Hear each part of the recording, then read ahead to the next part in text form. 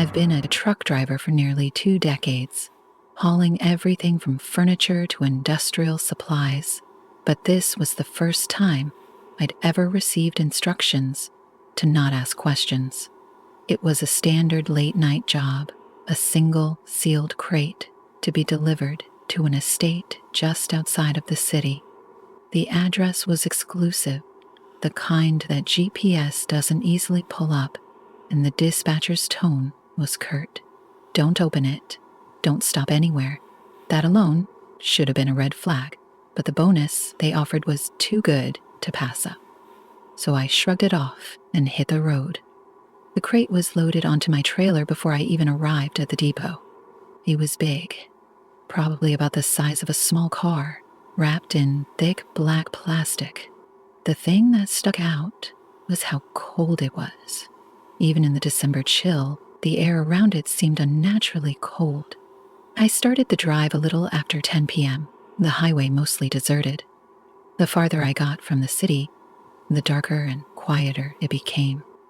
About an hour into the trip, I began to notice an odd noise coming from the back. It wasn't loud, just a faint rhythmic thumping, like something was shifting slightly inside the crate. At first, I convinced myself it was nothing. Maybe the load had settled, or I'd hit a bump in the road, but then it came again, louder this time. Thump, thump.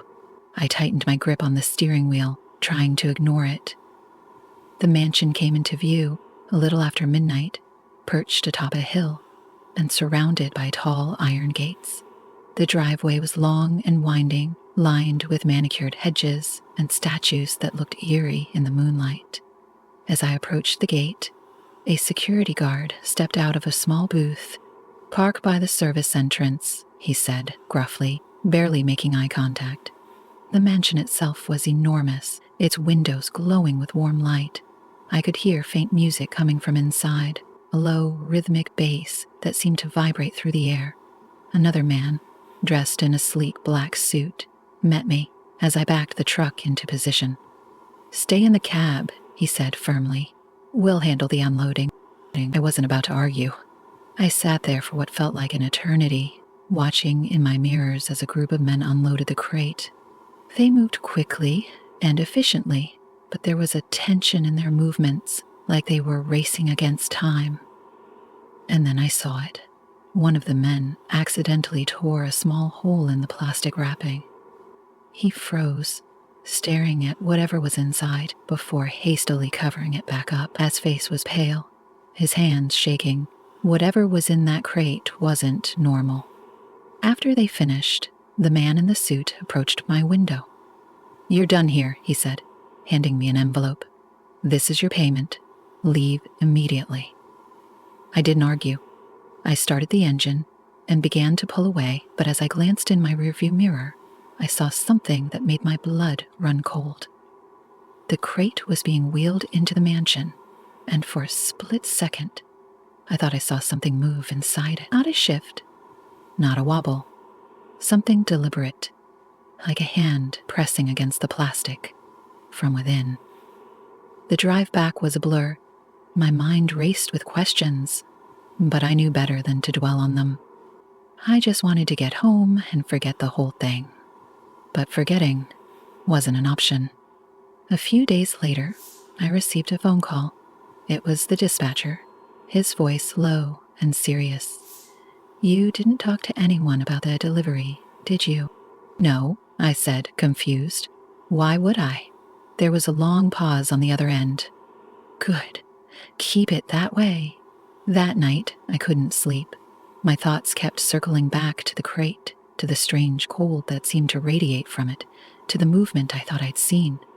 And then, around 3 a.m., I heard it. A soft, coming from outside my house. I froze, my heart pounding in my chest. The sound came again, louder this time. It was the same rhythmic noise I'd heard during the drive. I grabbed a flashlight and crept to the window, peering out into the dark. At first, I didn't see anything, but then, at the edge of my driveway, I noticed something. A faint outline, partially obscured by shadows. It was the crate. I don't know how long I stared at it, my mind struggling to make sense of what I was seeing. It couldn't be the same crate. It was impossible. But then it moved. The plastic wrapping fluttered slightly, as if something inside was shifting, an outside dart. I couldn't be the same crate, as if something inside was shifting. The same icy chill I'd felt during the delivery seemed to seep into the air around me, even through the closed window. I backed away slowly, my hands shaking. The next morning, the crate was gone. I tried convincing myself it had been a nightmare, a trick of my overworked mind, but deep down, I knew better. I haven't taken a job like that since, and I've avoided anything that even remotely resembles Diddy's estate. But sometimes, late at night, I still hear that sound. The thumping sound stayed with me for weeks after that night. I told myself it was my mind playing tricks, paranoia from overthinking what I'd delivered to Diddy's mansion. But deep down, I knew that wasn't true. Then, 2 weeks later, the envelope with my payment arrived. I hadn't touched the money since. Something about it felt dirty, like accepting it had tied me to something I didn't understand. But this wasn't just money. It came with another note. It was written in sharp, precise handwriting. If you saw too much, keep quiet. We are always watching. My stomach dropped. I hadn't told anyone, not a soul, about the delivery, yet they were reminding me of the rules.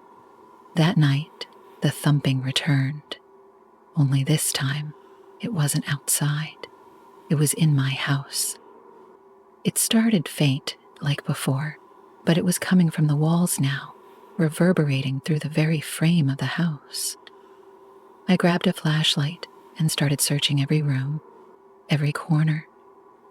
The sound seemed to move, retreating just as I got close. And then, in my basement, I saw it.